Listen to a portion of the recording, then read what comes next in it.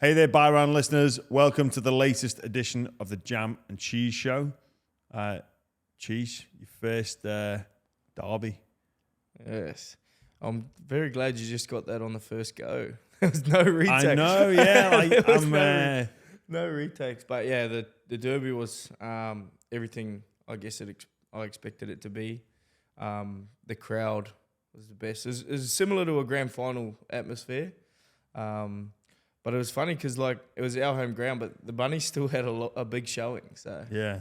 they had to pay those extra for the tickets. So they did just to come heckle us. So it was it was awesome. And getting the win, best. Getting a try is better than getting a win, though. No way. If I scored that try, I would have been happy. But if we lost, I wouldn't have walked off the field with a smile. It opened up for you, didn't it? You didn't make us hard work of it. I don't know if you saw Josh Hodgson's try on Thursday night. I saw it. The old dog still got some legs. Yeah, you reckon? He looked like he was impersonating a slug going for that. I thought he looked pretty quick. I just didn't know where the fullback was. Thankfully, he wasn't there because I don't know if Hodgie would have known what to do. I was actually waiting for just Turbo to come out of nowhere, and I was going, Hodgie's going the whole way here. But yeah, the win sets you nicely up for the bye. What will you be getting up to? One of our listeners have calling you the Bondi Brie. Will you be baking in melting in Bondi? What will you get up to for the bye week? It's a bit of an odd one coming at round 4, isn't it? Yeah, I don't know. I've had a look at the weather. It doesn't really look like good melting temperature, but I think if the wind's pretty good, I'll go out on the boat with Matt Lodge. Brie's my favourite cheese. Is it? I like to consider myself a bit of a brie, hard and white on the outside, but soft on the inside. Does brie smell? Brie does. I don't think it smells.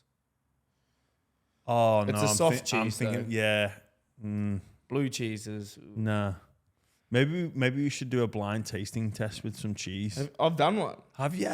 I did one on the Matty John show. I got all 5. Oh. I got all 5 right. Did you? Are you a bit of a cheese connoisseur? There was one cheese because it's my favorite cheese. I even named triple cream truffle brie cheese. That was the first one they did, and I said, instead of saying brie, I said that's triple cream truffle brie cheese. You nailed it. Yeah, I got it straight away. And then the last one was the hardest, but it was Gouda. I didn't know it was Gouda. Is that how you pronounce it? I don't know. I've never heard of that cheese before. It's just, I didn't know what Gouda was either, but it's got a different texture cheese, like normal cheese. So I got that one right. Jeez, we're getting sidetracked here. Yeah, we are a bit, aren't we? We really are. I was going to tell, no, bollocks to it. I'm going to tell the story. My dad used to do this because we used to go to France as kids, and he'd blindfold us and make us try and the difference between the smelly cheese and his sock. like legit. And you'd be like, oh, is that the cheese? We were only kids. He used to do it to us all. And you loved it. Oh, amazing. Oh, that's your sock. No, it's the cheese. Why would you eat that?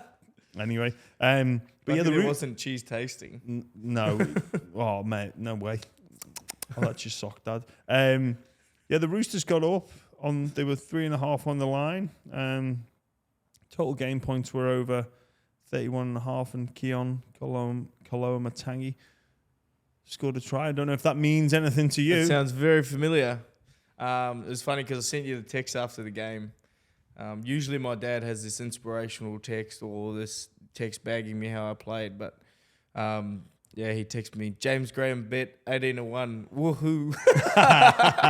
And that was the only message I had until I rang him, and then he started talking to me about the game, but I was like, could have been. Yeah, so that's where his allegiance lies. With the money and James Graham's. Oh man, I'll come up with some more multis this week. I'm pretty happy with that. I think that's the first one I've got this year. So thanks to Ladbrokes for. But that's no slouch though. That's 18-1. That's a nice. I know, isn't it? I think it was 18.79 or something. So I think according to producer Charlie White, $18.79. So I'm pretty happy with that. I didn't even know that you had those tips you were saying tips on the Mate, the show. get watching the Buy Around Midweek Matters. Jeez, Jesus Christ, come on, mate. It's not all about the jam and cheese show. I'm wearing the buy round shirt. I know, today, you got the everyone. shirt on. I've leveled up. So yeah, Uh, well done, Dad. He probably didn't even get on it. He's just saying he did. no, he wouldn't lie to you. He wouldn't lie to you. And then, mate, the day after the game, little stint on the radio as well. Yeah, big stint. I think I got there at 10:30 and I think I left at like 2:30. So it was good fun. You know how different media works, though, don't you? Well, You know how- you're not allowed to drop the F-bomb. Did you hear about that? I did, mate. Yeah, but it was delayed. Thankfully. It was delayed. Thankfully. It was You right. can drop it. If you want to drop an F-bomb here, you're more than I was welcome getting to. way too comfortable because we started talking about some gallbladder or something getting removed and umbilical cords, and then I was getting we were getting real twisted, got real comfortable. I thought it was just talking between friends. I thought it was an ad break actually, and then I accidentally dropped the F-bomb. But it was delayed and it got bleeped out, so we live and learn. it was funny though because you could see out the glass window, out the glass windows, everyone's face just going. Got to keep your producers on your toes, Yeah. mate. Yeah, say anything you like on this. Well, mine- But just know that it does can come back to haunt you. But I mean, if you want a casual F-bomb, you're more than welcome to. Mate, over the weekend, the heat obviously played a part in some of those games. Was it bad on Friday night for you? No, it was perfect conditions. Actually. Like the previous two games before that, like the Reddy game, that was hot as, and then the Warriors game, that was a stauncher as well. But you get the little break halfway through is awesome. You reckon? See, I'd rather just crack on. Yeah, but Get it out, because then you're closer to the end. that's what I was thinking with because there's a lot of high scores. I was thinking like those little breaks, freshening up the attack, but then I come to a decision that it's freshening up the defense as well. But I don't know if that plays a part in the high scores. See, I never liked those breaks. Honestly, I'd be just like, can we just get this over and done with? Yeah, Let's get that, because we're just delaying. I'm out in the sun for longer. I guess and it depends what team you're playing against, because the Bunnies would really use that 20 minute break as that little break in halftime, like as a real big advantage, because they love that stop start set type footy, and look, the game, the Bulldogs game, that looked hot. Was that 40? I don't think it got to 40, but it was Like near we 40. were in the commentary box. It was hot enough being there in the commentary box. We were. Must have been hot towards that back end for the Bulldogs. Yeah, they were looking to put the queue on the rack. They really were. Like, they kicked out a couple of times, and then the Tigers came to life. If the Tigers had won, I would have said that was the worst performance ever for a win. Like, it would have. Oh, they were so bad in the opening 60. But rugby league's an 80-minute game. Yeah. Do you get bothered by the conditions? Does it affect you? Not really. I mean, because you're looking on the other side of the field and everyone's going through the same thing. Like, I don't think it really matters. You ever played in extreme cold before? Yeah, I've played over in England, played in Canberra. I guess, like for me, I got real bad hands. Like, I don't know if you can see these, but when it gets cold, they get really sore. Like especially this one. I don't know whether the metal or something's getting like, because there's two big plates and I don't know whether it's getting cold, but whenever it gets cold, all my hands get real sore. I don't know what that is. I don't hope no coach plans on that now. Yeah. Strategy. But so that's probably the only problem I have with the conditions. But I guess you're a Pommy. You would have played in some horrid conditions. Man, I can remember I think it was Sean Long's testimonial game, and it snowed, and they didn't have undersoil heating at the ground, so we had to actually like shovel the side, like the lines, like the lads are out with spades, shoveling the the snow, so you could so you could see the lines on the pitch. What's going through your head there? Like, you hating that? Surely you're hating that. Well, it was Longie's testimony. It was Sean Long's testimonial, so we didn't mind doing it for that. But then I can still remember playing, and that moment you first go on your back, I can still feel it. I can take myself back there and still feel that cold, wet feeling just down the back, and you just go, oh no. And then when your fingertips go, that's when you know you're screwed. It's like in pre-season when it's like a terrible cold day, and the first thing the trainer tells you is get on your back and loosen up your back, heels to hands, and you're just you actually have to mentally prepare to lay on your back. Yeah. Dale Finucane was one of those guys that I think it was a badge of honor for him to just get down as quick as he could and like rip into it. He's like, show no emotion. I don't get cold, but yeah, no, you do. Yeah, you just like I'm all about the cold now. I like a cold shower and all that jazz. Wim Hof, and we actually had Wim Hof he did our recovery at the game. Did he? Yes. When was this? After the Rabbitohs game. Just gone. Oh, right, because I did know he was in Sydney, so he did your recovery. What was that recovery? Like? Yeah, it was pretty funny. He told a heap of stories. He was telling us how he went through the desert because he loves the cold, but he went through the desert for like 4 days on a walk, no like shirt on or something, no shoes on for 4 days, no water. And then after it, I think a few of the boys are going, geez, that guy tells porky-pies. But then you see a lot of the stuff he does and you think he's pretty mentally strong, but 4 days no water in the desert, that's pushing it for me. It's not advisable either. No. Like don't try that at home, yeah. But yeah, you see him walking through like snowy mountains with no shoes on and stuff like that, no shirt. But it was pretty good. He's a lunatic, as you can imagine. Yeah. So what did he make you do? Just ice bath, just like get under the ice, breathing techniques. Don't react and get under the water for 20 seconds. It's not good because the stadium, Allianz, the Excellence Centre, the ice bath there is freezing. Yeah. Like freezing. Like it's regulated, like they can turn it up and down. The amount of times I've told the trainers that 10 degrees is optimal and that's not 10 degrees, I think they get sick of me. Yeah. Did he do much else, like any breathing exercises, or was it just the cold? Oh, I got in late, like to see him, so he might have done that stuff, but I had to do media afterwards, and but he was funny because my girlfriend's a massive fan of him, so he come in and said hello to all the partners and stuff, and she got a big photo, and I was like, yeah, nice work. Nice. I bet the trainers at the Roosters felt a bit like. Can we do what I say, please? Like, Wim's just like running the show. Come in. Yeah, I think the cold has definitely got to his head though, the central nervous system of the brain, because he is a funny character. He's wearing like a big hippie shirt and no shoes. I do like a lot of his work, to be fair. I do. Oh yeah, he's got a lot of good principles.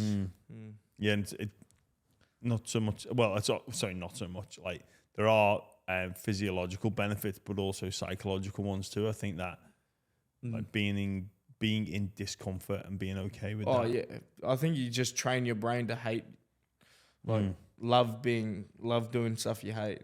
Yeah, that's pretty much the story of my life. I hate preseason, but I love it. Yeah, it is.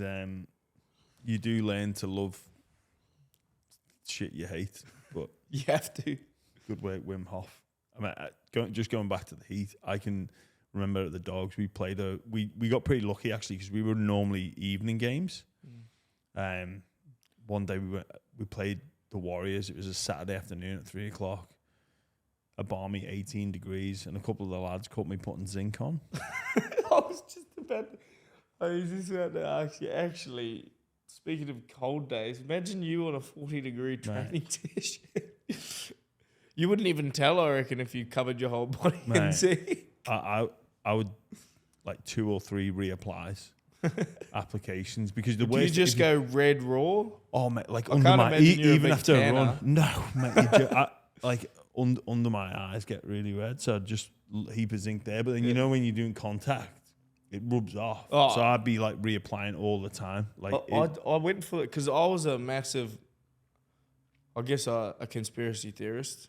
I used to always say that the chemicals in sunblock can't be good for the skin, so I might as well get the sun on me. And then I started getting a real red face, and then I used the zinc, and I used to cover it like a geisha. Is that what they're called? I used to cover my whole face, and then like 10 minutes into the sesh, because I'm a profuse sweater as well, it's just all through your eyes, and then you rub it, and then it's all over your hands, and then it's all over your clothes, and I just gave up on the zinc. So you don't put sunscreen on at all? Again, don't try that one at home either. The only place I'll put it on is my neck. Because that's where you get sunstroke, isn't it? Look, I'm not a scientist, guys. I don't know. Not yet. But it seems to be working out for me. I've got a nice tan. My face is peeling often. But yeah. Yeah. Hey, enough of the scientific advice. What do you think's going on down there at Melbourne? They it was some uncharacteristic errors, and also, you know, it's pretty common knowledge they pride themselves on not going back to back in terms of losses. So yeah. Well, I've said this before, but when you go into training at Melbourne Storm after one loss, it's like, you know, you've gone to someone you know's funeral, and then when you've gone in after a back-to-back loss, it's like you've gone in to pretty much your mother's funeral. It's that, like, everything's so quiet, and you just dread going into training. But I think for Melbourne, they've got so many injuries. Like, they've had so many injuries, and they've lost, 4 international players that have nearly 1,000 games altogether in experience in NRL. Like, nearly 1,000. Like, that's huge. Like, they're gonna take a while to get used to being in those situations, because they needed a lot of experienced heads out there when stuff was hitting the fan. And I guess that's where Jesse Bromwich, Kenny Bromwich, Felice Kafusi, they provided that sort of stuff in those tough situations, because they've been in them so many times. But to think that you lose 1,000 games, nearly 1,000 games worth of experience, and you're going to play the same, I don't think it's panic station just yet. Big Nelson, huge loss. Cameron Munster, massive loss. Well, mate, you could see that when they played Parramatta in game 1, like when he was on the field, then then he goes off, and then he comes back on. Like, they're a totally different side just with him being there. Like, not just everything he brings in attack, but defense, and not just making the tackles. Just, mate, he gets after. He reads plays like.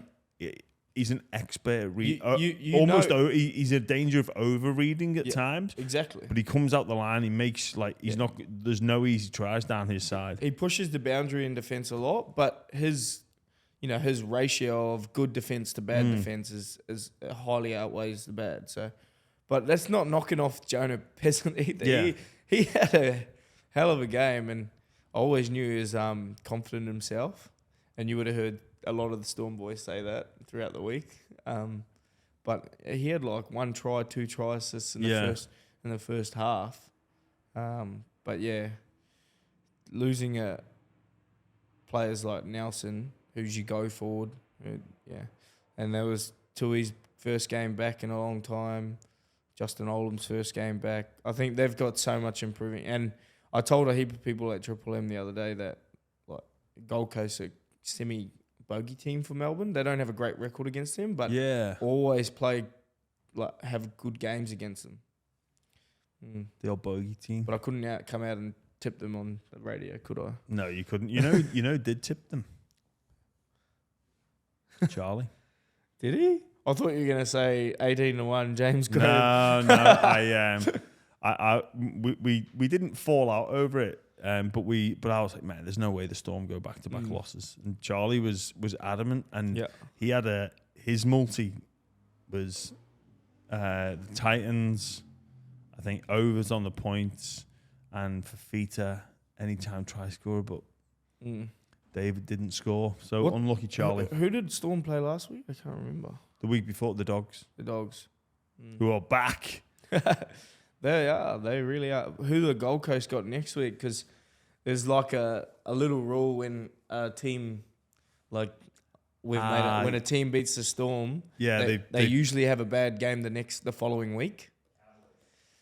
See? Off a loss as well. Off a loss too. Mate, the comp. I know we spoke about like the high scoring games, but I reckon this year's competition, the pack is bigger and closer than ever before. I think it was 6 underdogs won, 6 non-favorites this week. Yeah, which is pretty crazy. And the Broncos, they're looking fire, they're flying. They are, but I'd consider them like part of the pack. Yeah, I think, mate, it's phenomenal. This competition, this competition at the moment. Yeah, have you seen the top? Have you seen who the top 4 are? I know it's obviously 3 games. The Bulldogs. No, Broncos. Oh no, Redcliffe. Broncos.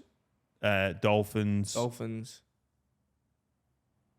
Warriors are in there. Warriors. And really? Yeah. And then Charlie, who else is in that top 4 as it stands? Oh yeah, Manly is. Yeah, Manly. Yeah. Not many would have picked that. No. Well, sorry. No one. No one. No one would have picked that. No one in there. I know we're only 3 games. I don't think no one would have picked Redcliffe in the top 8. No. They play the Broncos this week, which should be. Yeah, I wonder if Felice will get off. They've got I've seen the videos that they're trying to compare it to, and they're pretty. Joseph Suwali's one the other day. That was. They're trying to compare it to that because it was. I think they had the seconds later. Yeah, to be fair, I listened to Kafusi talk on Triple M after the game. Yeah, and he was adamant he got it wrong. But man, what a guy! What a guy! Hit the way he conducted himself. He knows he got it wrong, and he was filthy on himself for how bad he played. And it was like, man, this is actually really good to listen to. The honesty, the way he articulated himself was quality. But the Felice Kafusi you see on field is a very different Felice Kafusi you see off the field. Yeah, no, you can see that, but I don't know if he can. I think they're fighting a losing battle. I think they might end up getting him an extra week. Yeah, Gus Gould come out and defend him, saying he shouldn't get banned. What? Billy Slater too. Yeah, I don't know.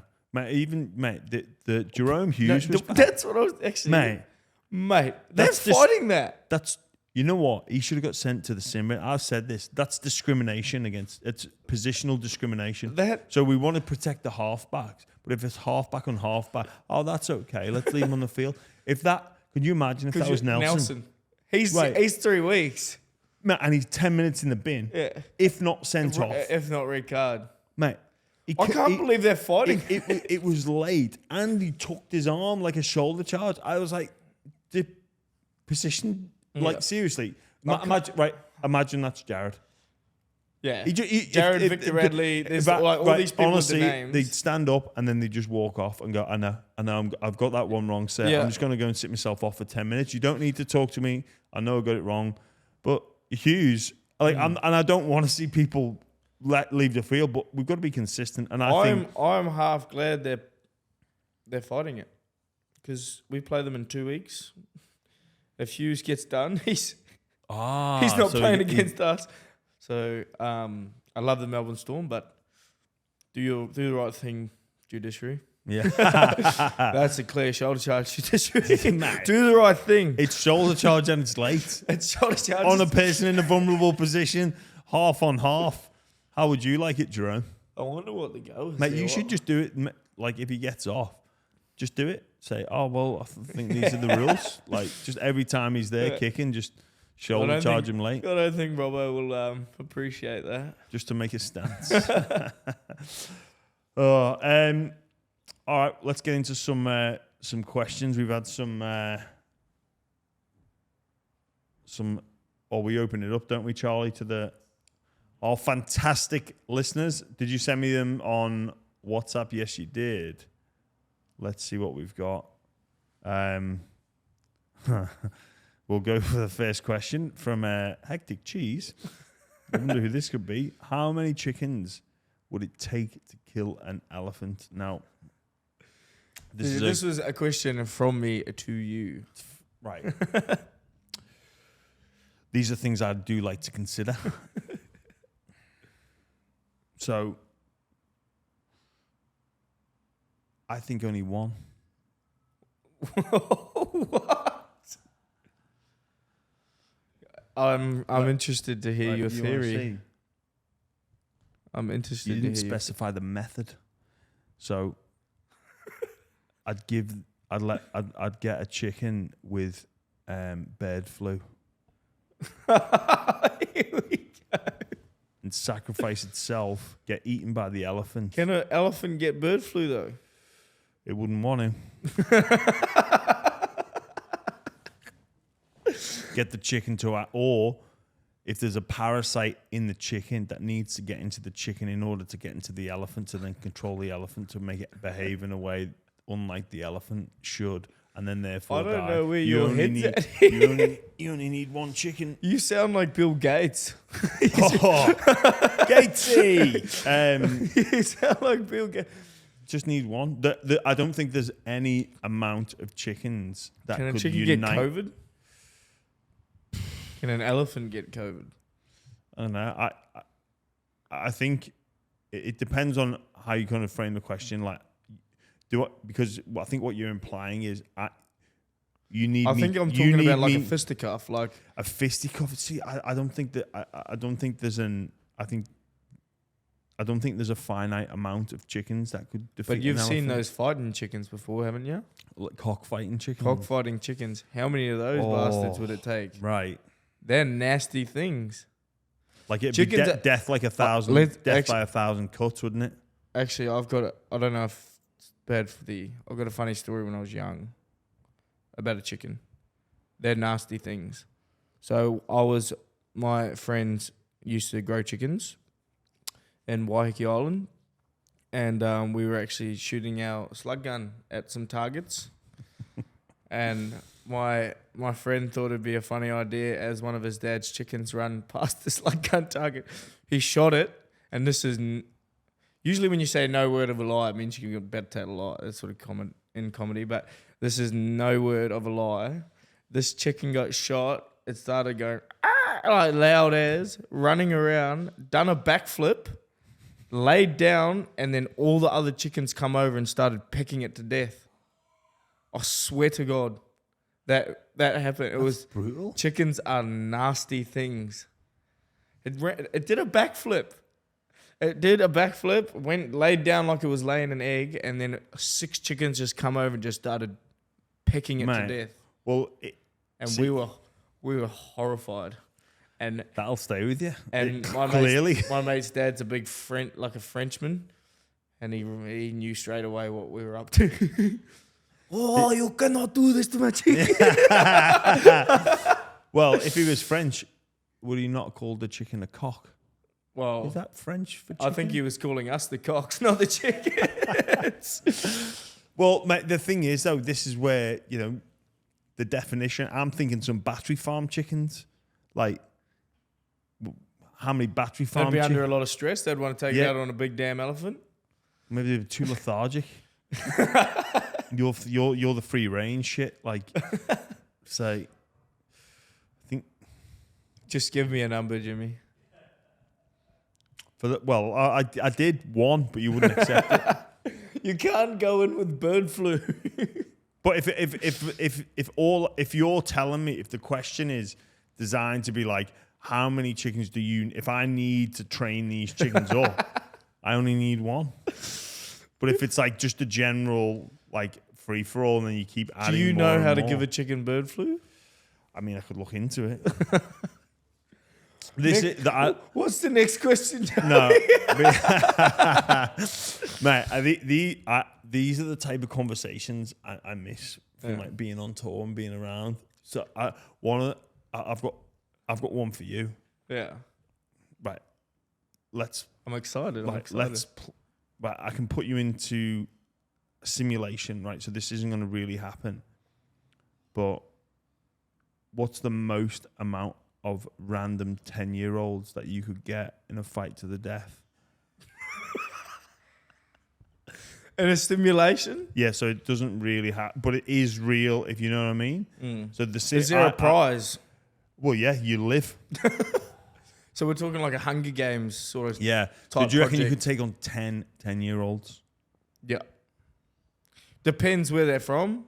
Like Just average. like some of them Muay Thai, straight from Thailand 10-year-olds. Okay, I get the. We're talking like average 10-year-old that just goes to school, goes home. Yeah. And some of them Tongan 10-year-olds, they are big boys. So all right, say if I so got I'd to take him on first. So do you reckon in a battle to the death, if I picked? Also, I thought you meant like we grab a lot of 10-year-olds. How many do you think I could orchestrate to have a fight to the death? No, you versus them. So do you reckon you could beat 10-year-olds? Just fists? Yeah, no weapons. Yeah. But then what happens if I got to pick the if I got to pick like the hardest 10-year-olds on the planet right now? No. You don't reckon you're coming out of that? Do you reckon they're getting you? Yeah. If it's an average one that goes to school, eats cereal, like a normal 10-year-old, I'd take 10. But if it's a Muay Thai trained 10-year-old, or it's a 10 big 10-year-old usos, I'm not taking them on. So it's physics really. Some of those 10-year-olds, they weigh 80 kilo. Yeah, 10 of them, that's 800 kilo. They've not got the. I'm 93 on a good day. Yeah, but you're elusive, you're quick. Yeah. It's crazy. If you pick because you'd be a real bastard about it. You'd pick some 10 tough. Well, no. Hombres. This is where you Mexican 10 Mexican fighting 10-year-olds. Or the Mexican. Well, again, it goes back to your question around the chickens. So you get those those aggressive South American cockfighting chickens. Poor old Stampy the elephant, screwed. But you get the battery farm ones, like you're just cruising around, like just water off a duck's back or chickens off an elephant's back. See, the problem with the chickens I reckon I could take more than 20 normal 10-year-olds at the same time. At the same time, it'd just be a head kicking. This is a simulation. Yeah. It'd just be ding, ding, ding. Yeah.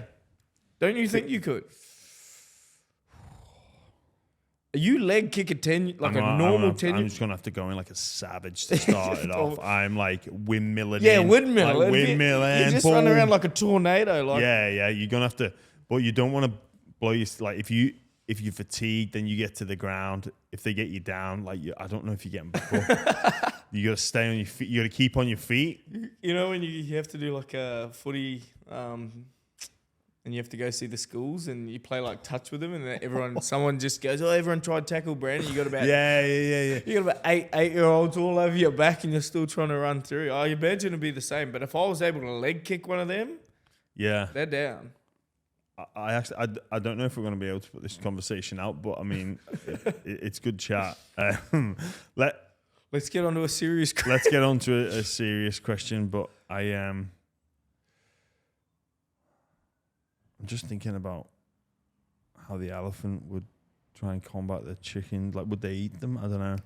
Anyway. I think they're herbivores, elephants. In English, please. What's a herbivore? They only eat veggies. Do they? Fruit, trees. Yeah. You ever seen an elephant pick up a little squirrel and munch it? No, I suppose not. I mean, not that I've been like looking out for it. I suppose they're not really designed to hunt, are they? I think Xavier Coates said 1,000 chickens based on the weight ratio. I think it depends on the chickens. Because again, like if the it depends as well. Do the chickens have the cognitive ability to understand if they attack the elephant's legs? Like once that elephant's down, these chickens are wired to fight. Yeah, or if they're wired to fight. But also the elephant's wired to fight. Yeah, but mate, if they get his leg or her leg screwed, like once it's down, like if they can buckle a knee. I've seen the biggest. Like think about the elephant. Biggest cockfighting chicken in the world is massive. I got a question for you. If Mr. Smith's rooster laid an egg in Mr. Brown's farm, who owns the egg? Hang on, can you repeat that? If Mr. Smith's rooster lays an egg in Mr. Brown's yard, the names have no relevance. I just made those up. Who does the egg belong to? The rooster. Roosters don't lay eggs.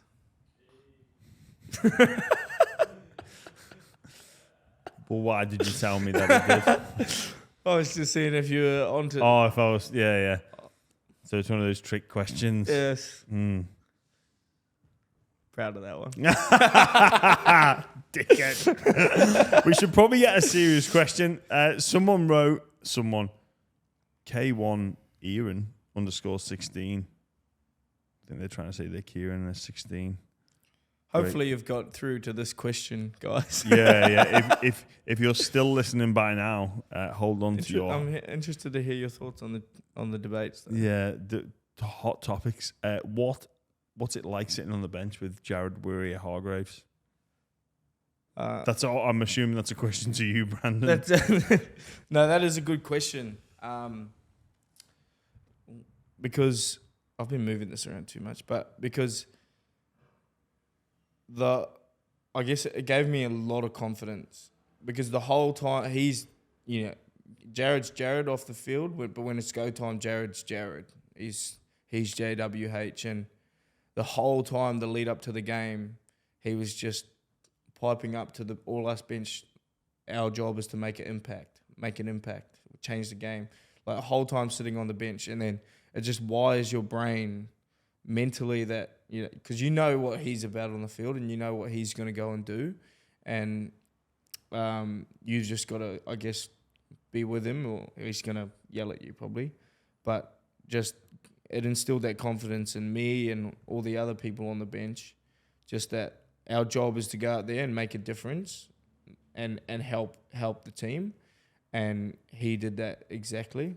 And he kept telling me the whole time, he's like, bro, when we get out there, everyone else is so much more tired than us. We should love this. And I was like, yeah, actually, you're right. Everyone's going to be tired. But yeah, it just gives you absolute confidence. Just standing next to him really makes you feel bigger. Yeah. That's what he does. You know when you're sat next to him and something happens, is he in every moment? Is he relaxed? Is he like, oh, good tackle? Like, No, he's relaxed. He's just watching, observing. But yeah, like when that big scuffle happened, it was funny, man, because we've been practicing keeping a cool head, and Robbo didn't really go into the whole rivalry all week. And then for Jared, when that scuffle happened, I could hear him saying, control your emotions, boys. Control your emotions. And I just was like, who is this guy? We've unlocked a new Jared. He's become a dad. He's proper dad now. The Roosters and Rabbitohs fans should have booed him off. No, he ended up with a man of the match performance. No, see? but for not, like, that's what, come on. Jared. And we like your runs, but I think that he still did do one thing after Joey Manu said that he got punched. He walked over to the guy and had a go at him off camera. So, yeah, it's still there. He said, I reckon. He's like, go on, bully me now. Bully me then. And he didn't bully him. No, I'm surprised. Not surprised. I reckon it'll come out if you play in the finals against each other. I hope not. I do. All right, that'll wrap us up. Great episode, Cheese. We went to some interesting places. Is this a footy podcast? I mean, there's an element of football. Yes. I think that's a good learning. It was you, but you started this with the question. I think it's a good, what did I say, learning curve? Yeah.